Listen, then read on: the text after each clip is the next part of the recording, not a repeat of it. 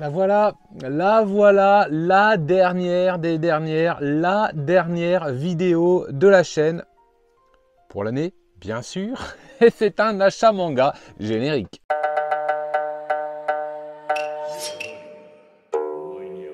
Alors on va revenir à une petite formule que j'avais déjà fait il y a quelques temps. On va s'amuser un petit peu, je vais me décaler et vous allez devoir trouver les mangas que j'ai achetés. Vous avez 10 à 15 secondes pour trouver. La vidéo sera en 4 catégories: les achats manga du mois, les achats d'occasion, les trouvailles d'occasion, les propositions qu'on a pu me faire également, puisque de temps en temps vous me contactez directement suite un petit peu à mes envies, mes souhaits, à ce que je peux dire en vidéo, les petits cadeaux de Noël et le service presse. On va démarrer tout de suite d'ailleurs par le service presse. On l'attendait avec impatience, le final d'un shonen atypique, à part, génial, incomparable, j'ai envie de dire, avec les tomes 24 et 25 aux éditions Meian, donc de Karakuri Circus, accompagné bien évidemment de la troisième et dernière box que voici, toujours avec la collection d'Ex Libris à l'intérieur et des posters, un moyen et un grand, il me semble, si je dis pas de bêtises. Karakuri Circus, on va en reparler sur la chaîne.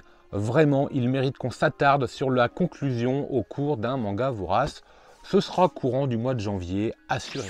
De la même façon, et je l'attendais tout autant, pas pour les mêmes raisons, parce que c'est pas du tout le même genre de manga, mais de la baston popcorn à souhait, comme j'aime, les tomes 21, 22, 23 et de 24, bien sûr de Baki, avec une mention spéciale.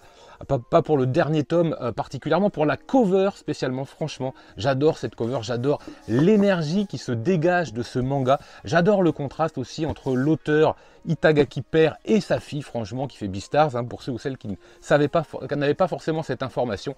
Et là aussi, accompagné de la troisième et dernière box, voilà, toujours Ex Libris et posters. Franchement, un grand merci. Encore une fois. Mais c'est pas tout, puisque ces belles boîtes étaient également accompagnées d'une nouveauté dont on parlera aussi prochainement, L-Mode tome 1 et tome 2. Une dinguerie complètement pétée. Attention, c'est à ne pas mettre entre toutes les mains. J'avoue que là, je m'y attendais, mais pas du tout. Double play tome 1 et tome 2. Les tomes tant attendus 67, 68 et 69 de Kingdom, bien sûr. Oh là là là là, mais qu'est-ce que c'est bon. Et les tomes 17 et 18 de Grand Blue. Et je les ai pas dans les mains. Pourquoi? Parce qu'on me les a chapardés. Alors ils sont pas bien loin, hein, ils sont dans une des chambres, sauf que j'arrive pas à mettre la main dessus. Allez, il est temps de s'attaquer maintenant aux achats du mois de décembre, et je vous ai dit, on va s'amuser un petit peu. Hop, la cover en pixels. Il s'agit d'un tome 2, il s'agit d'un manga édité chez Casterman, une réédition tome double.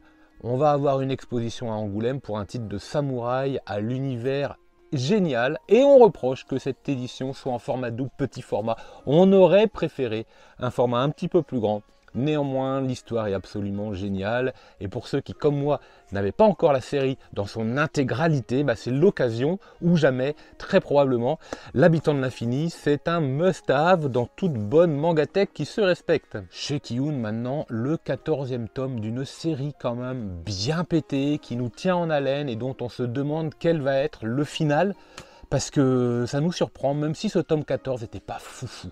Il y a eu beaucoup mieux au niveau de la qualité des tomes et du contenu tout au long de cette série. Celui-ci fait peut-être partie des moins bons, mais laisse supposer quand même une conclusion, les liens du sang, tome 14 chez Kiyun. L'avant-dernier tome d'une série que je vais pouvoir conclure à la lecture quand j'aurai fait l'acquisition du tome 6. Nous sommes dans un milieu assez carcéral, nous avons un trait qui laisse un petit peu penser à Bitoum, avec des covers relativement dynamiques. Je parle de Boss ou Crève, vous l'avez sûrement compris. Alors c'est plutôt pas mal, à voir comment va conclure ce titre. Est-ce que ça vaut le coup ou pas? On en reparlera là aussi très prochainement. Nous voici maintenant avec le tome 4 d'un manga où la justice est sûrement tout sauf intègre, tout sauf honnête. En tout cas, surtout pas l'avocat héros principal de notre manga, mais un manga génial. Un manga génial à suivre, et les covers ne rendent pas service à ce titre qui, je pense, mériterait qu'on s'y intéresse beaucoup plus. Et là, pour le coup, vous voyez, donc c'est Cujo l'implacable. Ah, c'est pas foufou. C'est pas foufou comme cover, voilà. Est-ce qu'on aura une série live de ça? Je serais pas surpris.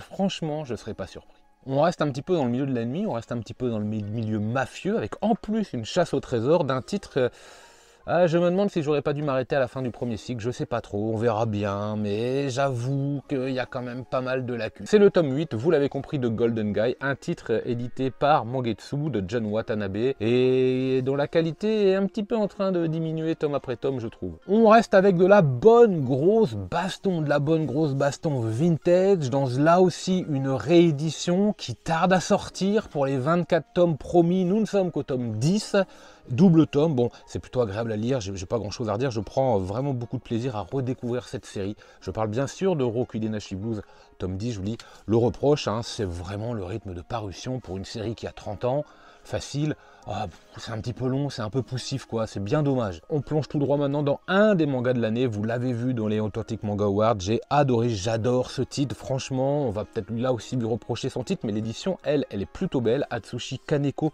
honnêtement, mais nous a envoyé 2-3 baffes là avec le tome 1 et depuis c'est quasiment addictif, hein. L'achat Day One est quasiment inévitable avec ce manga comique super-héros, super-vilain. Bien sûr, je parle d'Evol, tome 4. Aïe, aïe, aïe, aïe, aïe, c'est dommage. C'est dommage pour ceux qui ont un budget limité de ne pas avoir la possibilité d'avoir ce genre de titre dans un format plus petit. D'ailleurs, c'est étonnant parce que le monde du manga sort souvent des mangas petit format, puis après en grand format, là où les romans sortent souvent des beaux formats pour les sortir ensuite au format poche. Ça, c'est bizarre.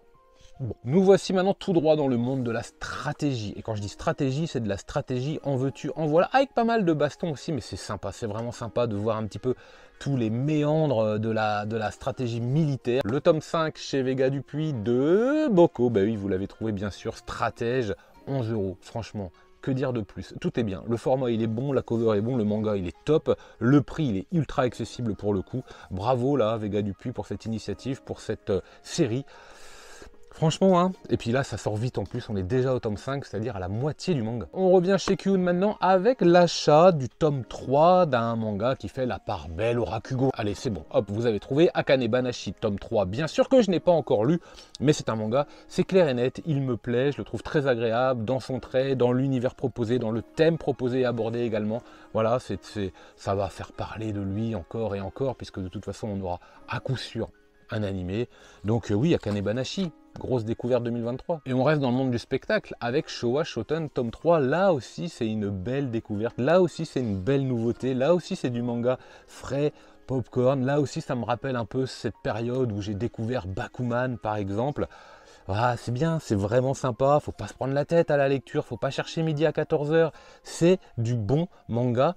Tout simplement. On continue avec un manga tome 1 qui était sorti cet été avec un joli coup de pub d'ailleurs, rappelez-vous, cette réalité augmentée, là j'en ai parlé il n'y a pas longtemps, et une conclusion d'un manga en 4 tomes qui sera sorti donc en 6 mois pour un titre dont on reparlera aussi dans les mangas voraces puisqu'il est terminé et que j'ai plutôt apprécié. C'est une bonne surprise, The Tunnel to Summer, The Exit of Goodbye Ultramarine. Ce titre rallonge. Et il me semble qu'il y a un animé sur ça, donc je crois que je vais faire le curieux et que je regarderai avec plaisir. Ça, c'est une bonne réussite, une vraie réussite et une vraie surprise. Voilà, après cette petite touche de fraîcheur, place maintenant à un univers beaucoup plus sombre. Un auteur, l'auteur de l'année. Hein, l'auteur de l'année, en tout cas pour moi, ça y est. Là, vous vous dites, ça c'est du Tsutomu Takahashi, bien sûr. La fin d'un diptyque, la fin d'un double diptyque. Je parle de Sky High Karma, que j'ai aimé. Que j'ai aimé parce que c'est bien ficelé du début à la fin. Mais je sais pas si c'est le Takahashi que je préfère. Non, je sais, c'est pas celui-là. N'empêche, ça reste un auteur que j'affectionne, ça reste un auteur à découvrir. Je trouve et je pense qu'à peu près n'importe lequel de ces titres, à une exception près peut-être, est une porte d'entrée dans son univers. Préféré Sido, préféré Bakuan Reto, sûrement, mais ce sont des séries plus longues. Ça, c'est à vous de choisir. Inévitablement, quand vous avez un shonen culte depuis plus de 20 ans, avec je sais pas combien de tomes, je sais pas combien d'épisodes, évidemment qu'il y a une cover en plus brillante, métallisée, évidemment qu'on l'achète Day One, mais bien sûr, je parle de One Piece tome 106. Écoutez, j'ai encore une vingtaine de tomes de retard puisque je n'en lis un que quand il y en a un qui sort, donc je suis peut-être un des seuls à connaître aussi bien One Piece depuis ses débuts et à avoir autant de retard et à pas savoir ce qui se passe. C'est n'importe quoi. Il faut que je rattrape ça parce qu'un jour je vais me faire spoiler comme un couillon, ça va pas le faire. Et hop, on rechange complètement d'univers, on rebascule dans le milieu urbain, un milieu beaucoup plus immersif, un milieu beaucoup plus où il va falloir arriver à pattes de velours. J'ai regardé l'animé récemment, d'un titre que j'affectionne, d'un titre que j'ai beaucoup aimé. Certains l'appellent l'Underfraud, moi je l'appelle juste Under Ninja puisque c'est son nom. C'est très sympa à lire, Under Ninja, c'est un vrai coup de cœur parmi les différents mangas que j'ai pu découvrir en 2023, c'est vraiment bon, l'histoire s'étoffe, s'épaissit de tome en tome, voilà, avec un auteur, l'auteur de Hayame Hero, qui n'en est pas à son premier coup d'essai, et bravo à lui. S'attaquer maintenant à deux gros titres, d'abord le tome 3, un final sur la mythologie grecque, très vintage. Qu'est-ce que ça fait plaisir, de l'avoir eu là, à l'édition cette année, qu'est-ce que ça fait plaisir de l'avoir eu dans ce format, même si là aussi ça reste un budget, mais bon, il ne s'adresse pas non plus à tout le monde. Voilà, je suis complètement le public cible. Donc effectivement que, bien sûr, je me permets d'investir sur ce titre parce que oui, je sais que ça va me plaire. Un titre à l'ambiance, hein, je vous l'ai dit, très vintage dans le trait, dans la façon de compter, même dans le découpage. Mais alors, un pur plaisir de lecture, bien sûr, c'est Arion tome 3, dont on reparlera courant janvier également, puisque je vais en faire la lecture et que je vais prendre le temps de vous en parler vraiment bien. Parce qu'il le mérite. On reste dans le tome 3, on reste dans le passé, mais dans un passé beaucoup plus récent, pas du tout mythologique, ça se passe en Yougoslavie, pas au Japon, vous l'avez compris, c'est la Seconde Guerre mondiale, avec chez Revival la sortie de Fleur de Pierre, tome 3, déjà le tome 3 finalement, je sais qu'au début, quand le tome 1 était sorti, on se disait « Oh, la parution est lente », mais ça fait un an, et déjà le tome 3. Donc c'est plutôt pas mal du tout. Je ne l'ai pas encore lu, j'ai lu IQ tome 2 parce que les deux sont sortis assez rapidement. Je vais profiter de ma semaine de vacances pour le lire confortablement. Et voilà, ça c'était pour les achats manga du mois de décembre. Place maintenant au petit cadeau reçu sous le sapin. Bien sûr, j'ai demandé des mangas, bien sûr, j'ai espéré avoir certains titres et alors j'ai eu aussi des choses, enfin en tout cas un titre principalement, une intégrale, d'ailleurs en import puisque c'est en japonais, indirectement, une intégrale que je alors là, je ne l'ai pas vu venir. Je ne l'ai pas vu venir, mais alors quel plaisir d'avoir ça entre les mains. Regardez bien, un auteur en plus dont on va reparler, hein, puisque forcément Takehiko Inoue revient avec Slam Dunk, en tout cas revient avec Slam Dunk, Kana revient avec la Deluxe, la Perfect, je ne sais plus comment elle s'appelle, mais en tout cas la vraie. Là, pour le coup, il s'agit encore de basket, mais pas Slam Dunk, pas Reel, non. Je parle de Buzzer Beater dans son intégrale en version, écoutez, japonaise, je suppose, hein, tout simplement. Petite particularité, elle se lit dans un sens de lecture occidental. Elle est full color et étonnamment, si le trait évidemment fait penser à du Takehiko Inoue la majeure partie du temps, ça fait aussi parfois penser dans le dessin un peu caricatural des personnages, ça fait parfois penser à du Taiyu Matsumoto, également dans le découpage. Alors j'essaye de vous chercher un ou deux extraits, mais bon, là je les ai pas sous la main, tant pis. On en reparlera, je vous les remontrerai tranquillement lors d'un manga vorace. Mais voilà, Buzzer Beater est super cadeau, franchement, pour avoir le full set de Takehiko Inoue, j'ai envie de dire, mais là, ça régale. J'avais un tome de retard, et voilà que le tome 4 sort, ce qui fait que j'avais 2 tomes de retard, mais le tome 3 était présent sous le sapin de l'Osamu Tezuka, comme on aime, franchement, le tome 1, moi, m'a bluffé, le tome 2, j'en suis en pleine lecture, donc j'ai pas encore lu le tome 3, puisqu'il est là. Hop, je parle de Phoenix, et le tome 4 vient de sortir, donc j'ai encore un tome de retard sur 5, un intégral non fini en 5 tomes. Étonnamment, le tome 1 aurait pu être un one-shot. Bon, franchement, c'est très bon, hein. Ça fait partie des super Tezuka que j'ai pu lire.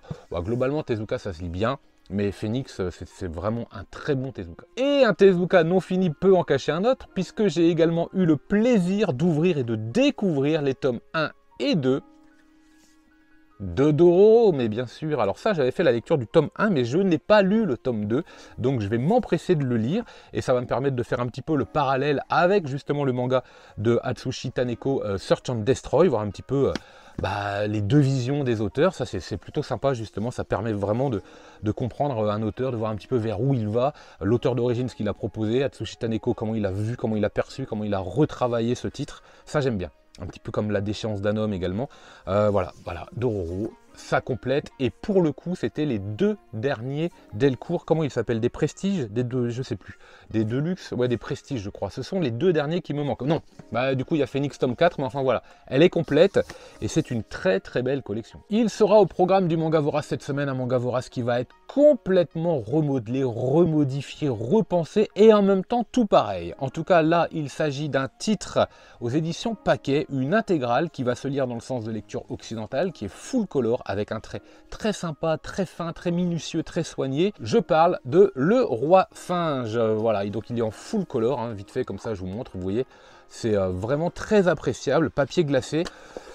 Je suis en train de le lire, on en parle, je vous assure, très bientôt, si ça se trouve cette semaine. Voilà, ça c'était pour les petits mangas déballés sous le sapin. Je me suis bien frotté les mains. Place maintenant aux achats d'occasion, code Rakuten, Vinted, propositions, opportunités sur les différents sites que j'ai pu trouver. On commence avec les codes Rakuten, vous m'avez offert, puisque je vous le rappelle, le code Rakuten, vous l'utilisez, vous récupérez 10 € et moi aussi en bon d'achat sur le site. Donc ça aide concrètement la chaîne pour vous proposer des titres. Et puis vous, ça vous fait une jolie ristourne, hein, parce que c'est 10 € pour 20 € d'achat. Donc ça fait 50% en moins direct sur votre premier achat. J'ai fait l'acquisition de Stop Ibalikon, tome 2 et tome 3. Le tome 1, je vous en parle rapidement, est en lecture. On va en parler là aussi cette semaine. Donc j'en dis pas plus. J'en avais parlé lors d'une vidéo et on m'a contacté, un abonné m'a laissé un commentaire. Hop, on s'est mis d'accord. Un grand merci à lui de m'avoir cédé, enfin revendu, mais revendu à bon prix. Alors là pour le coup c'est vraiment très sympa. L'intégralité d'un titre, sur lequel je lorgnais, mais à un moment c'est toujours pareil, il va falloir avoir le budget, il faut se lancer dedans. Si vous n'avez pas démarré le titre à la sortie du tome 1, des fois ça traîne, et puis ça traîne tellement que des fois c'est juste jamais. Et là en l'occurrence on était parti pour être plutôt dans le jamais que pourquoi pas. Mais il faut jamais dire jamais. Édition Casterman en 7 tomes, je parle de Sengo, un manga qui m'a été chaudement recommandé, dont je n'ai pas encore fait la lecture, mais bon, ça va pas tarder, au moins le tome 1. Hein, au moins le tome 1, ça c'est clair. Merci, un grand merci. Avant de terminer avec la trouvaille de cette fin d'année, assurément, d'abord sur Le Bon Coin, j'ai eu la possibilité, la chance de mettre la main à pas cher sur la pagaille, la grande pagaille du Diletta, édition LFLBLB. Donc là, c'est de l'Osamu Tezuka, avec un style particulier, assez ancien, là pour le coup, un découpage, là on est vraiment dans du vintage, mais c'est pour la collecte. Et je sais pas, on verra, je sais absolument pas de quoi ça parle, c'est vraiment l'achat collection pour le coup. Ensuite, vous le savez, Black Box a proposé de liquider un petit peu son rayon occasion, puisqu'il y avait un changement comme ça de propriétaire, donc l'occasion de faire du déstockage, et pour nous, faire du stockage, j'ai mis la main sur la Divine Comedy dans son intégralité par Go Nagai, bien sûr. Alors je vous montre pas forcément, si je vais vous montrer celle-là, parce que les autres, je sais pas, je suis pas sûr, peut-être avoir des problèmes avec YouTube. Voilà, la Divine Comedy. J'ai pas encore lu, c'est du quasi neuf, hein. C'est du neuf, c'est du très bon état. Donc la Divine Comedy c'est fait, et j'en ai profité également parce que les prix étaient franchement très intéressants. Le Monde de Ran, tout simplement, par l'auteur de Dans le sens du vent nord-nord-ouest. Bon le Monde de Ran, j'avais juste envie de le prendre depuis longtemps. Alors il y a un abonné, Waddle26, ou les lectures d'un vieux panda sur Instagram, qui en a souvent parlé, qui a dit qu'il l'aimait beaucoup. C'est pour ça que je me suis vraiment intéressé sur ce titre et que j'ai profité de l'offre de Black Box pour en faire l'acquisition sans hésitation. Et alors, pour conclure l'achat d'occasion de cette fin d'année, il y avait des mangas devant moi, il y avait du shonen, il y avait du Bleach, du Hunter x Hunter, il y avait du Naruto, il y avait du Death Note, il y avait beaucoup de mangas très classiques devant moi, du High Shield aussi, même du Gum. Et puis rien qui m'intéressait. Alors c'était intéressant, mais ça m'intéressait pas, puisque ils sont déjà là. Et puis derrière moi, il y avait un petit peu de comics. Donc je me retourne, je vais les voir, et puis là d'un coup, paf, j'y connais rien en comics. Hein. Il y avait un peu de BD aussi, mais bon, en comics, j'y connais rien. Il y avait sûrement des choses très intéressantes à des prix incroyables, puisque le prix était divisé par 4 minimum. Et puis alors d'un coup, je vois un petit bout comme ça qui dépasse de Panini. Et je vois Panini Manga. À l'ancienne, pas de cover, je dis oula, qu'est-ce que c'est? Ça c'est clair et net, c'est du vieux, c'est du lourd, paf, Afro Samurai, tome 1, tome 2, dans l'intégralité des deux titres, puisque c'est un manga en 2 tomes. Vous savez, Afro Samurai, c'était sorti en animé, si je dis pas de bêtises, l'OST c'était RZA, et il y avait Samuel L. Jackson comme personnage principal, enfin, doublure de la voix VF, il est partout de toute façon. Samuel L. Jackson, ça lui collait très bien en plus, je trouve, au niveau de l'univers et de l'ambiance, la voix, ça marchait très bien. Donc Afro Samurai en manga, je sais absolument pas de quoi ça parle, ce que ça donne, mais je sais que j'ai adoré l'animé, donc on va le lire, on va en parler. Et puis voilà, une année 2023 qui se termine avec ce dernier rachat manga. C'était la dernière vidéo de l'année, et pour tous ceux et toutes celles qui sont restés jusqu'au bout, je vous souhaite une très bonne année 2024 avec plein de mangas à lire, à découvrir. Et en attendant le prochain rendez-vous, moi je vous dis manga.